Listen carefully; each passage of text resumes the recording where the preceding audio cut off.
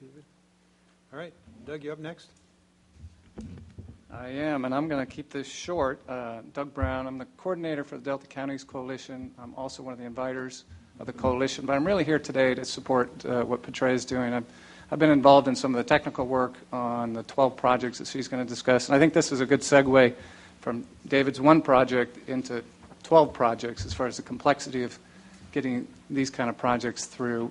And so with that, I just want to point out I'm involved in the regional flood management planning, so looking at flood issues in the bypass, habitat issues as part of that planning effort, and then just infrastructure and drainage issues, trying to look at the broader perspective of what's going on in the bypass. And with that, I'm going to let Petrea discuss the 12 projects. Thank you. Good afternoon, Chair Fiorini, members of the council. Thank you very much for the opportunity to present to you today. I'm here on behalf of Yolo County, and some of you are aware, but maybe not everyone, so I'm going to provide a little bit of background that since 2009, Yolo County has been cooperating with the state and federal government on proposals to increase the frequency and duration of flooding in the Yolo bypass for important fish like Chinook salmon, which is the project that David Katz was referring to.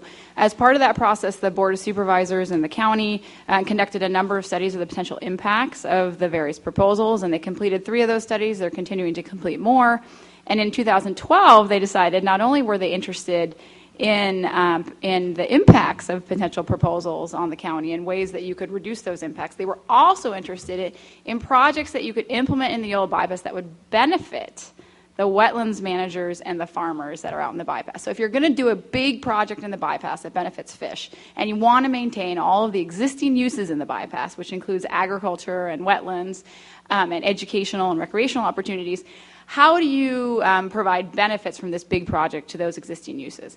So the purpose of this study that I'm presenting to you today is actually to identify projects that could be implemented in conjunction with any project for fish that will help to benefit farmers and wetlands managers in the Yolo bypass.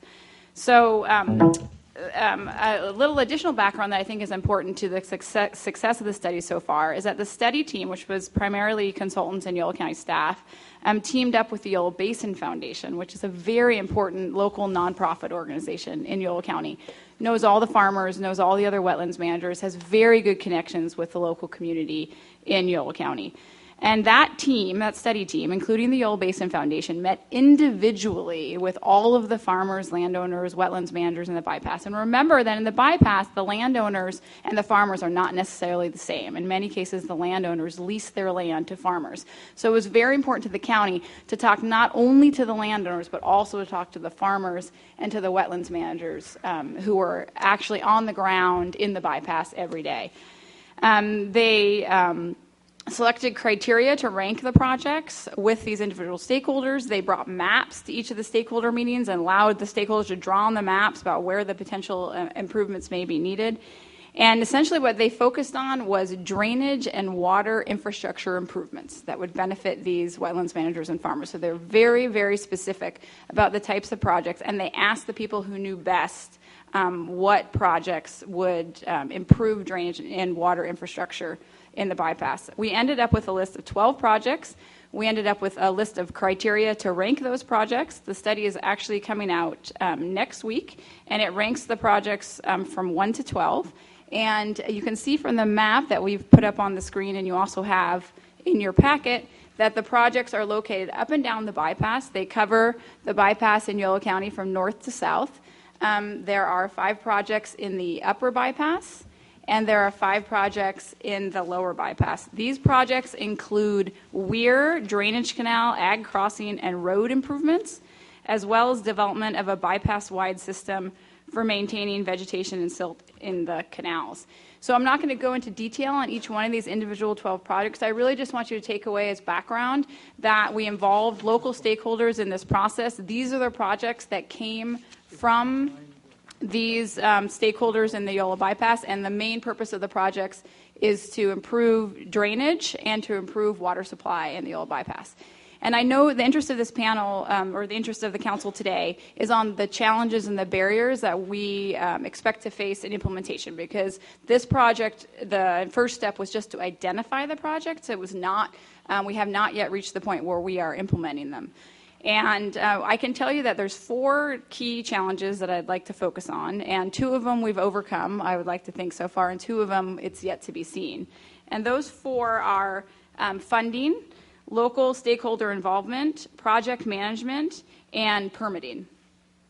So with regard to funding, one of the most important things about this project so far is, one, that we received funding for this study from a local landowner. Conaway Ranch owners actually provided the funding for the study. And they provided that funding to Yolo County, no strings attached, which is a very important component. Yolo County was able to do a study and work with landowners without having any specific requirements on them. They could do it the way that they wanted to and reach out to the organizations that they want to reach out to. The second part of the funding that I think makes this potentially good projects is that they're connected to the larger project that I first discussed, the project to potentially inundate the bypass for a fish habitat. And the connection to that larger project makes it more likely, we believe, to actually see the projects to the implementation. The second, and again, I can't emphasize it enough, is local stakeholder involvement. I think is typically a challenge that many of these projects face. I know that prior to this study taking place, the state and federal government, would talk secretly about the Lisbon Weir, and they wanted to make improvements there. And there was discussions about the Wallace Weir over on David's property. And as soon as this study came out, we actually almost had a standing ovation by some of the state staff in one of our meetings, because they were so excited to have the information out on the table and to have the input from the farmers and the wetlands managers in a formal capacity. So now I feel like we've reached the next step where we can actually have open conversations with the state and federal government about these drainage and infrastructure projects, and the local, and as important and most important from a Yolo County perspective, the farmers and the wetlands managers feel comfortable moving forward with discussions about the project as well, because they've been asked for their opinion and they understand that the county and the Yolo Basin Foundation are looking out for their interests, as well as trying to work with the state and federal government.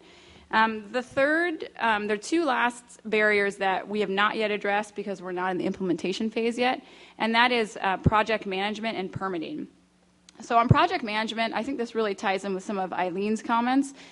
Local governments, and especially in places like Yolo County, are very similar to the reclamation district that Eileen described. They do not have staff to apply for grants, to manage projects of this size, to even do a study like this. This is outside the bounds of what a local agency or a reclamation district or any of these agencies that have a specific purpose really have the funds or the time to do.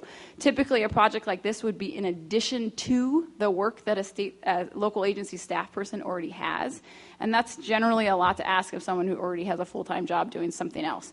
So in my opinion, that is one of the impediments to moving some of these projects forward, unless you have an agency like Eileen's that can step in and say, we're here to help, we're going to fund the cash flow, we're going to apply for the grants.